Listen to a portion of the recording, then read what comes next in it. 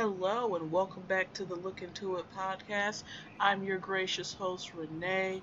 I want to say thank you to everybody who's been checking on me during my hiatus. I'm going to keep it 100% real here.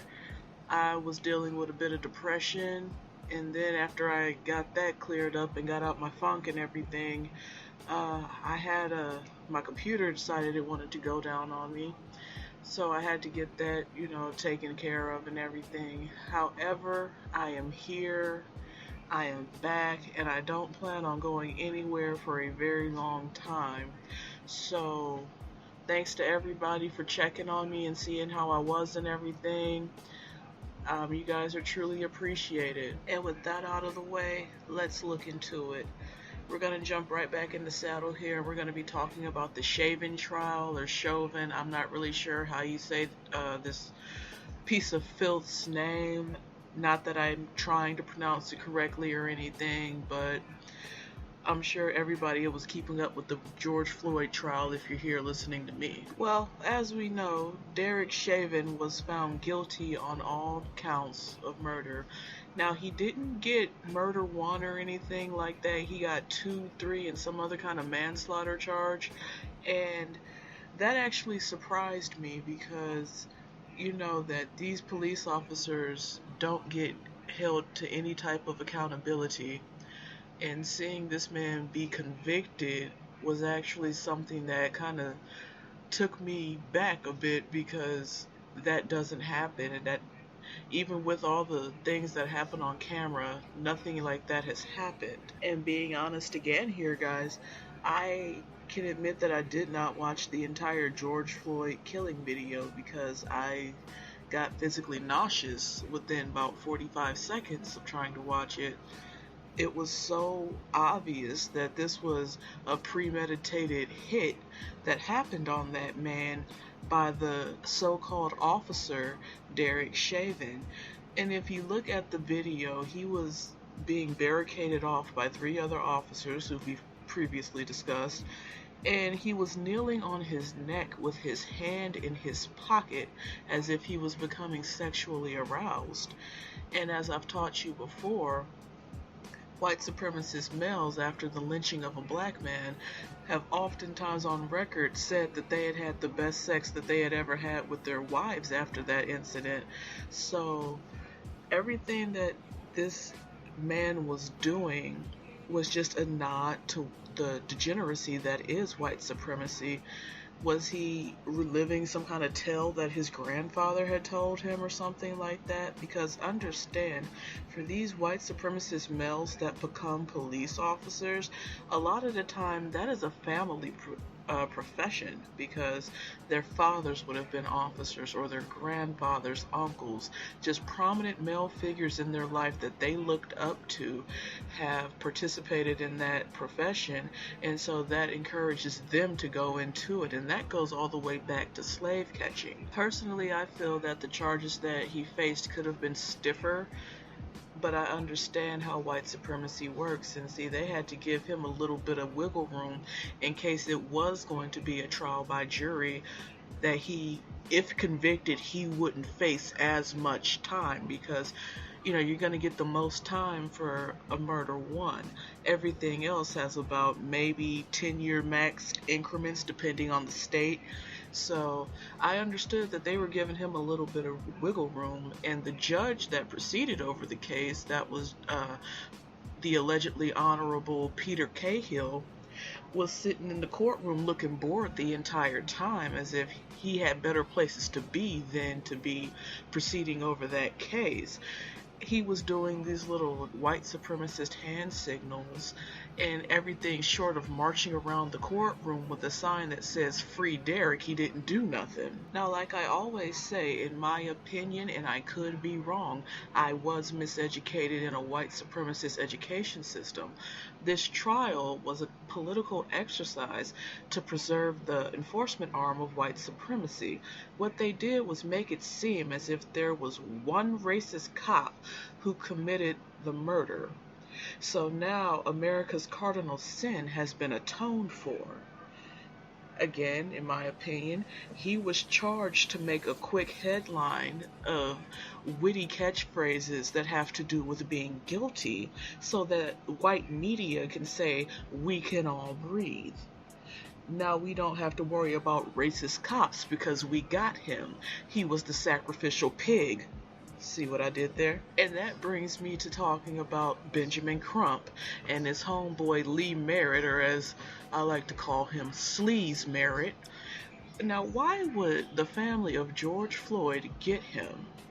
Now, I understand that when these situations happen, either him or Sleaze Merritt go around talking, well, doing pro bono representation for the family, because let's be real, a lot of black families cannot afford a retainer for a decent lawyer.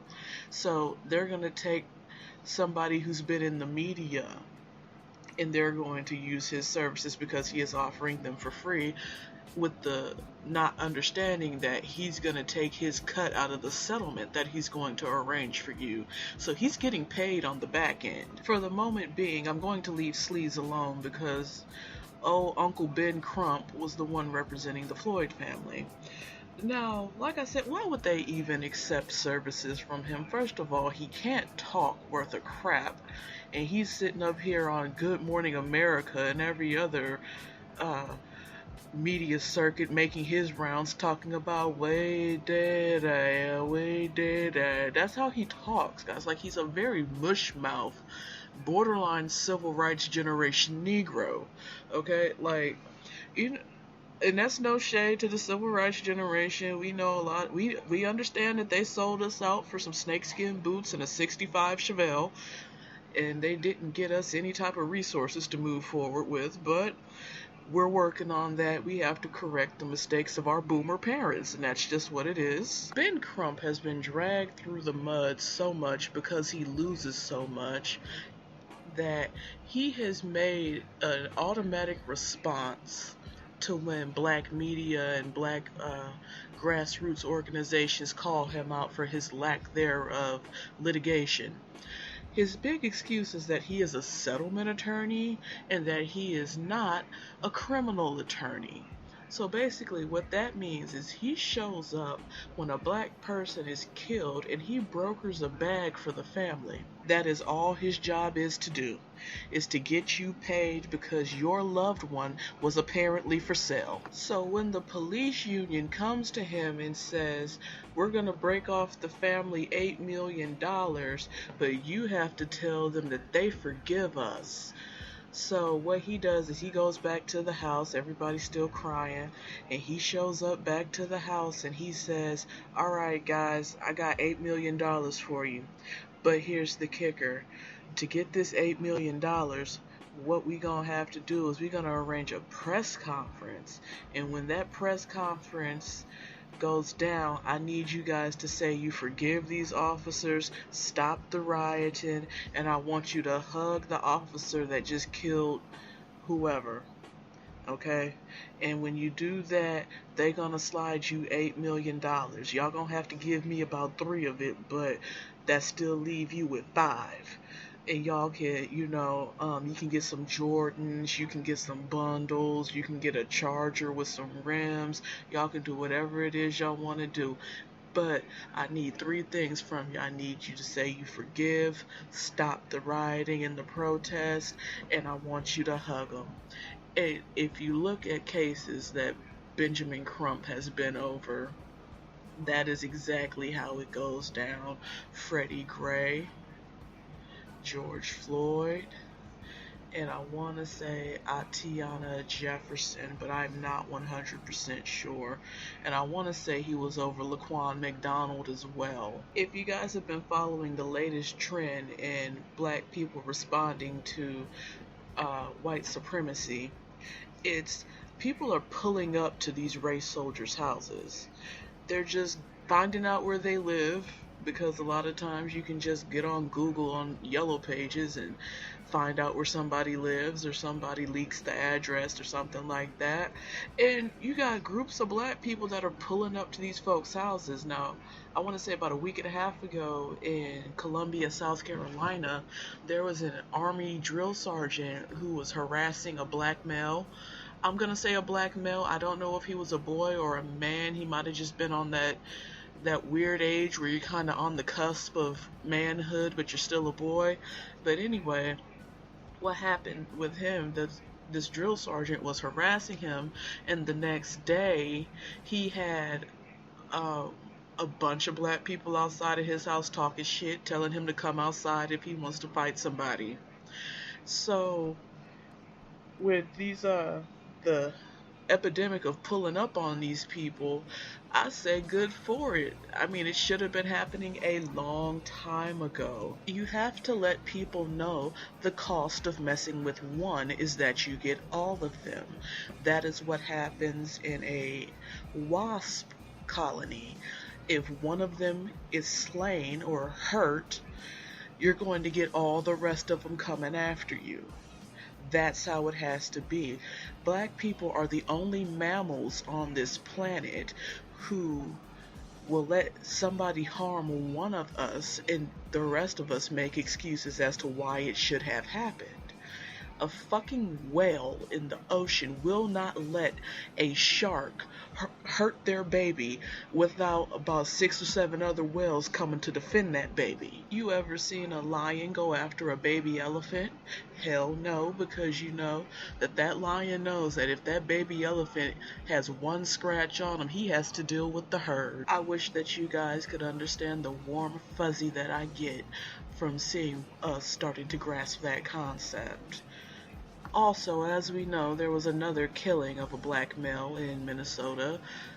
His name was Daunte Wright, and he was 20 years old. And he was killed at a traffic stop because he had an air freshener hanging up in his car. And it's just a whole bunch of malarkey that these white supremacists are saying to justify his killing.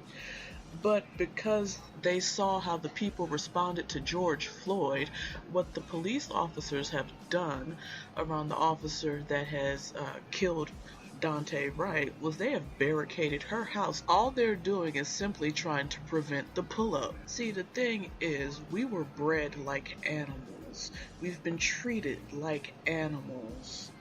And so what happens in the jungle between the zebra and the lion? If the lion is chasing the zebra and has him in a hot pursuit and he gashes the zebra's leg, the zebra is going to fight to the death because the zebra wants to keep living. So when that zebra is backed into that corner, that zebra has then become the apex predator. The zebra is going to do whatever because at that point they have nothing to lose. Just like black people in this society, we have come to the understanding and taken a hold of the understanding that we have nothing to lose. So going to the officer's house is a viable option. And that brings us to the defunding the police con game. Now y'all boy Ron DeSantis and y'all's forever white uncle Joe Biden. I ain't got no white uncles, but yeah. Y'all's forever white uncle Joe Biden want to give the police officers more resources. And when I say more resources, I mean $300 million to be exact. Now here's the thing when it comes to so-called police officers and their what they claim to be a lack of resources. A system of racial oppression cannot endure without resources to protect those who carry out racial terrorism. There are no more police officers out there. There are none. What we have now are race soldiers and organized Gestapo squads carrying out racial ambush killings with impunity. See, they need the resources because they need to keep the police unions going so that they can continue to pay for the administrative leave after these killings happen. Because when you punish for racial terrorism stops. When you defund racial terrorism organizations, racial terrorism will stop. But they do not want that. They want it to keep going, so they need the money to pay for the leave to get the officers transferred over to another branch where they can racially terrorize another group of non-white individuals, particularly black. Now, when it comes to racial terrorism organizations or police departments, whatever you feel like calling them, you have two options right now. One, you can make sure that their resources never run out. Shout out to Joe Biden and Ron DeSantis and their $300 million. Option two, cut the resources. But see, here's the thing. Cutting the resources would be a con game.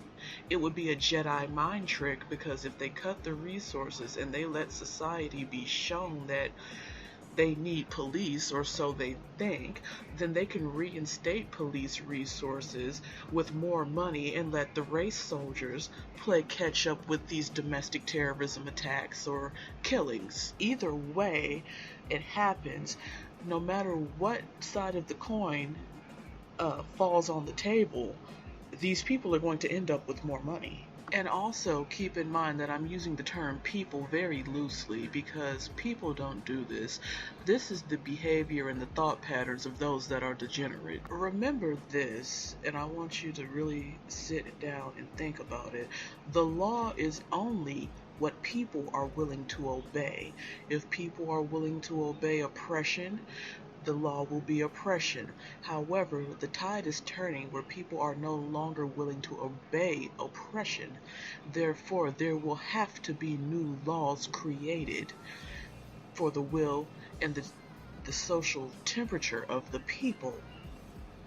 And when it comes to Derek Chauvin, this is a good thing. Now, I'm not sitting here celebrating this because he has not been sentenced yet. I understand the joy that black people feel that when one of us has been killed unjustly at the hands of a race soldier and his cronies, that we see a sense of justice with the fact that he was even convicted.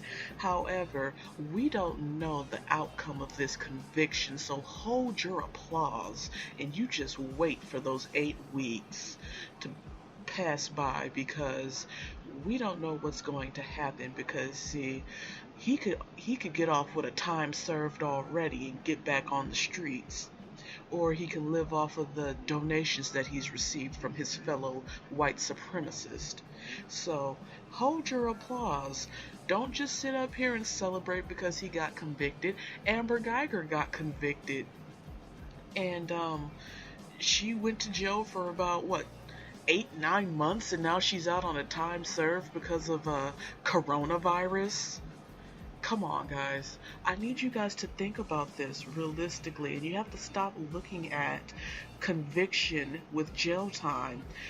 Yes, it goes hand in hand for black society. However, that is not the case for white people, and that is especially not the case for a white officer. Even if he does go to jail, he's not going to have the same experiences as your average Joe who goes to jail. Trust me, he's a police officer going to jail. The child molesters are going to be looking down their noses at him. And you have never had to spend a day in jail to understand how they treat chomos in jail. Don't know what a chomo is? Look it up. But that man, if he does see the inside of a jail from a prisoner perspective, he's going to have to be in isolation, because he's a marked man. The whole world knows who he is, what he stands for, and what he did. So he's going to have to be in solitary confinement for the rest of his life if he does go to jail. And if he does end up with a cupcake sentence and get out, that man isn't going to live long. Again, the whole world saw him. So that's just what I have to say about that, like Forrest Gump says.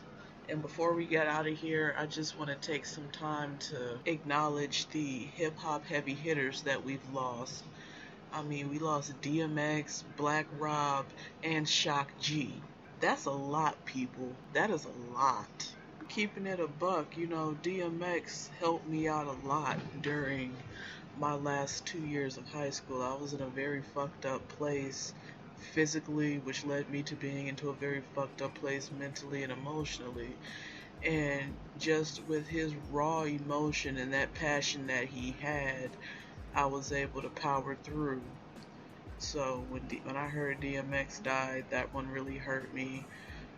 Black Rob, he was one of the heavy hitters of that early 2000 hip hop with Bad Boy's resurgence when they came, because Bad Boy kind of dulled out a little bit at the end of the 90s, and then that like 2001 to 2003 period, Black Rob was one of the front men, and we found out we lost him, and that was like damn. And then the one that really hurt my heart recently was Shock G, because like I've said before, I grew up in East Oakland. I'm a Bay Area native. A lot of the times when we'd be at sleepovers or at birthday parties or something, there was always Digital Underground playing, and just like everybody just danced and had a good time to that. So I had a bunch of fun just growing up listening to Digital Underground, and rapping Digital Underground before basketball games and softball games and stuff like that, or just being with my friends listening to that. So guys, make sure that you're putting out some positive energy, and that you pay respects to those three men that have, if you're about my age, they influenced your life a little bit. Good, bad, or indifferent, everybody has a DMX song that they love. Everybody remembers Black Rob and Whoa, and everybody can do the Humpty dance. It doesn't matter where you're from, where you grew up, or nothing like that, because as black people, we all have the same roots, and for the most part, we were all raised the same. So make sure you guys are sending out some positive energy for those three kings. But I'm about to get out of here, guys. Make sure that you guys are checking out everything that TDR Radio has to offer you. It feels good to be back. I feel like I'm back at home. And if you guys have anything you want to say to me, make sure you're hitting me up on email at lookintoitpod21@gmail.com, or follow me on Instagram at thereallookintoitpod. And I'm about to get out of here, guys. Have a good week, and everybody just be prosperous, hustle, and motivate. Later days.